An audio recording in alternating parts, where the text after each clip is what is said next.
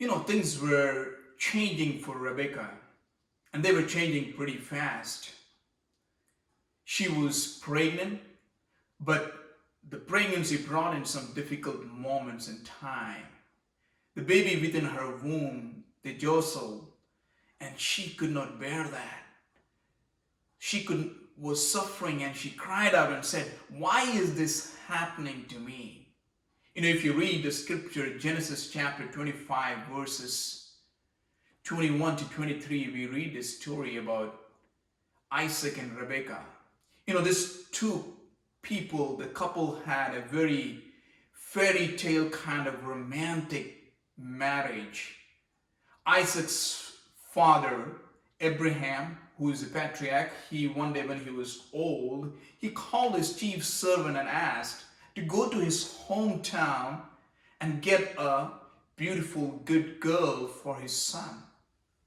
This chief servant, his name was Eliezer. He went to this faraway land, but as he was going, he prayed, "God, lead me to the right person, right home." And he did. He found the right woman, and she was willing to go with her and came to his master's home, and Isaac married Rebekah.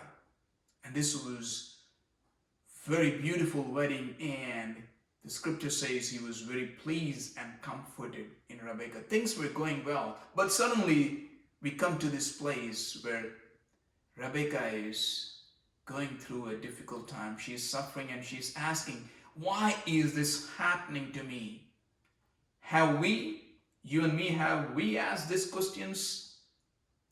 Have we gone through these situations in our life when we ask, "Lord, why is this things all happening to me? Why do I have to suffer this? When all around me people are having an easy life, they are getting what they want, but everything was going good for me, but now, why, Lord, why?" It is good to ask question, because in asking those, we come to the answer, but it is important where we get the answers from. Many times people compare and look around and say, "Hey, such and such person had such an easy pregnancy. They were just excited about delivering the babies one after another.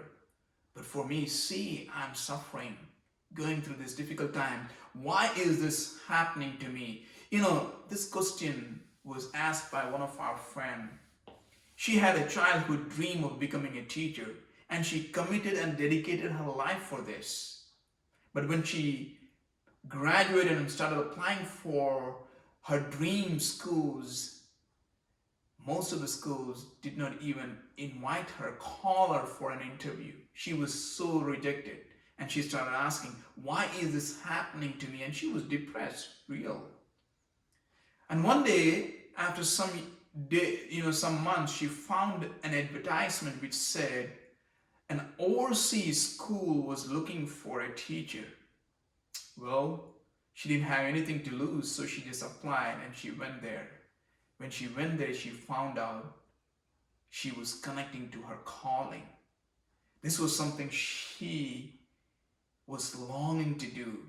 Not only just teaching, but changing the community, changing the whole country. She influenced that by her passion, her love, and by her teaching.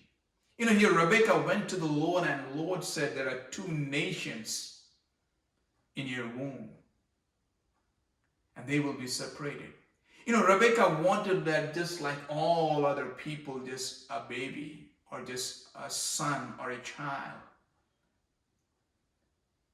But God was giving her two nations.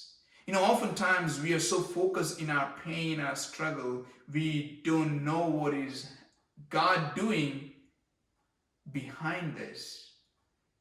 When we are looking for a child, God is talking about two nations. When we are asking for a baby, God is talking about His greater purpose to be fulfilled in this world. And sometimes going through that, we do ask, "Why is this happening to me?"